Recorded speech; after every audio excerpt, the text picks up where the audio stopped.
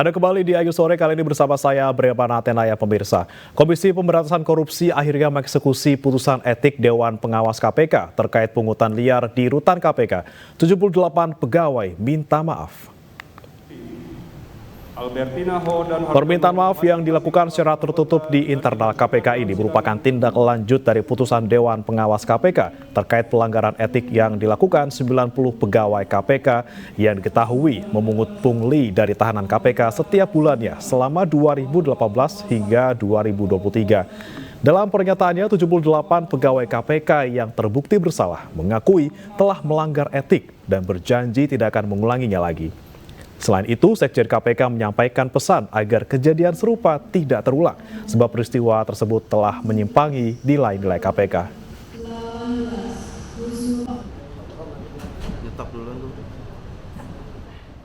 Tak terima kepala desa ditahan, masa menggeruduk gedung Pengadilan Negeri Buna, Sulawesi Tenggara. Salah seorang di antaranya bahkan tidur di depan pagar pengadilan sebagai bentuk protes.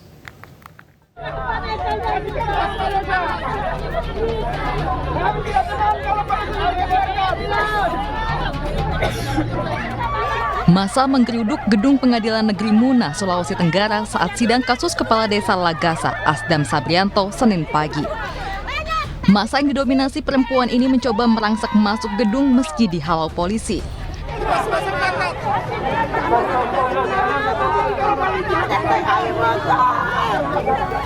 Bahkan salah seorang di antaranya tidur di depan pagar pengadilan sebagai bentuk protes.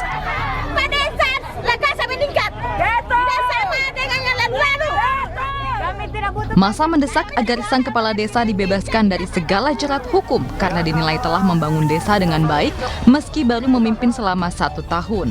Adapun jaksa mendakwa kepala desa Lagasa atas penggunaan ijazah palsu. Kalau dia dituntut masalah ijazah, untuk apa ijazah SMA? Untuk apa ijazah sarjana? Tapi korupsinya banyak. Iya.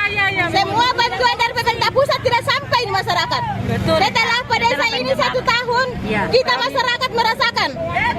Betul. Bantuan yang dari pusat turun langsung kita rasakan. 1 tahun Lagasa, korupsi. 1 tahun Lagasa, peningkatannya banyak. Masa berjanji akan terus mengawal jalannya sidang dan berunjuk rasa dengan jumlah massa yang lebih besar. Dari Muna, Sulawesi Tenggara, Febriano Tameng, iNews melaporkan. Banjir terjadi di sejumlah daerah di Indonesia pemirsa. Di Kalimantan Tengah, 14 desa diterjang banjir. Sementara di Jombang, Jawa Timur, banjir menghancurkan lahan pertanian milik warga.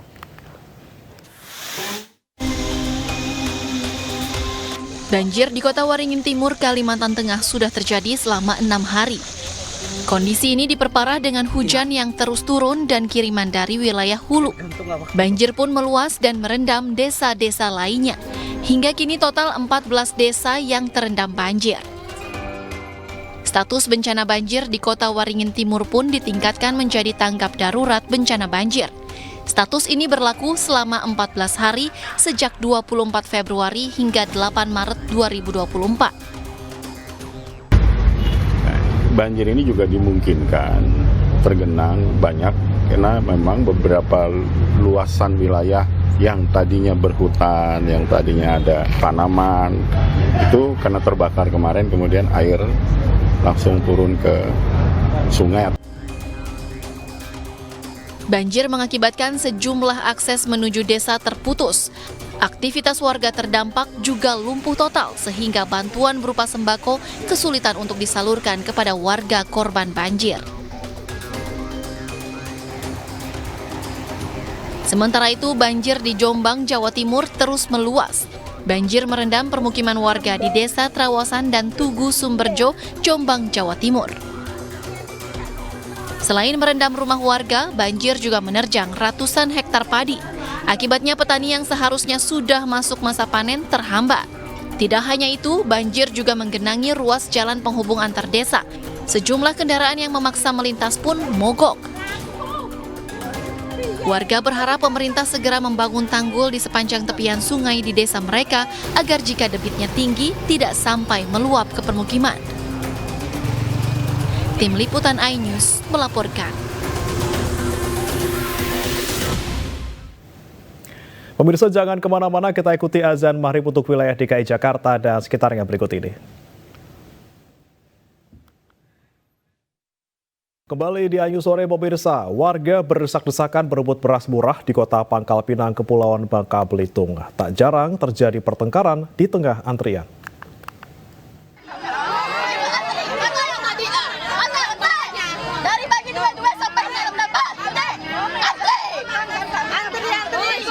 Beginilah adu mulut antar ibu-ibu yang marah antriannya diserobot saat menunggu giliran membeli beras murah yang dijual Perum Bulog Bangka di Taman UMKM Pemprov Bangka Belitung. Berdesak-desakan dan saling serobot tak terhindarkan karena ribuan warga memburu beras murah. Warga mengaku sudah tidak lagi mampu membeli beras yang makin mahal di pasaran. Untuk beli beras Bulog karena beras mahal, udah tahan harga ya Bu. Kasihan ke anak di terutama makanan. Bu, moga bena beras Bulog di toko-toko ada lagi, karena di mana-mana kosong. Paling murah 60.000 di pasar. Perum Bulog Bangka menyiapkan 4 ton beras dalam kegiatan gerakan pangan murah ini, dan ternyata ludes dalam waktu tidak sampai 1 jam. Kami diminta untuk jual SPHP yang kami bawa sebanyak 4 ton. Tadi pagi 2 ton, ini mobil kedua 2 ton lagi, jadi total 4 ton. Sedianya warga bisa membeli 10 kg beras untuk 1 orang, namun karena banyak warga, panitia terpaksa membatasi 5 kg saja. Warga berharap pemerintah mengambil langkah cepat menurunkan harga beras di pasaran yang akhir-akhir ini lonjakan kenaikannya menyusahkan masyarakat. Dari Pangkal Pinang, Bangka Belitung, Haryanto, iNews melaporkan. Antrian pembelian beras murah juga terjadi di Bandung, Jawa Barat. Warga rela berdesak-desakan sejak pagi demi mendapatkan 5 kg beras dengan harga murah.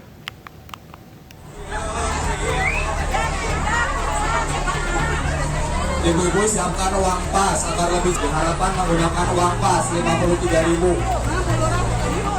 Ratusan warga Arca Manik, Bandung, Jawa Barat sejak pagi memadati operasi pasar murah beras yang digelar di gedung Kelurahan Cisantren, Kulon. Warga yang didominasi ibu-ibu ini rela berdesakan demi mendapatkan 5 kg beras. Petugas kelurahan pun kewalahan mengatur warga yang datang tanpa henti. Dalam operasi pasar murah ini, warga dibatasi hanya bisa beli beras murah sebanyak 5 kg dengan harga Rp53.000. 5 kilo.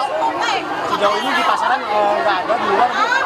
Banyak sih, cuman harganya mahal. Harganya berapa kalau di luar? Saat ini, harga beras di Bandung mencapai Rp17.000 per kilogram.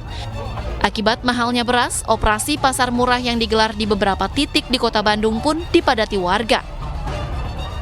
Dari Bandung, Jawa Barat, Diki Wismara, iNews melaporkan.